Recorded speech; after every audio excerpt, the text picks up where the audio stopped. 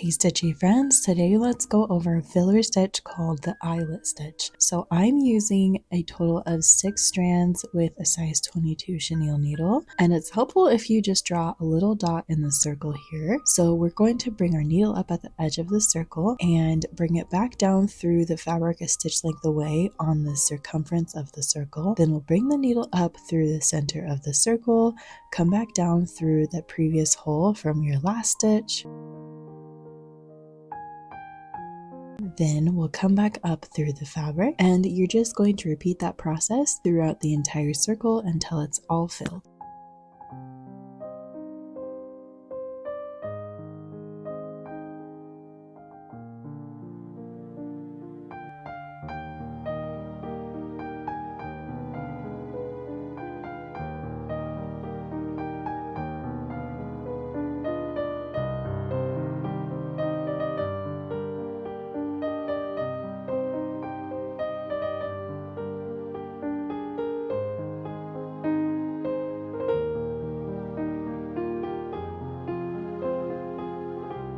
Thanks for joining me. Please don't forget to hit like and subscribe, and I will see you next time.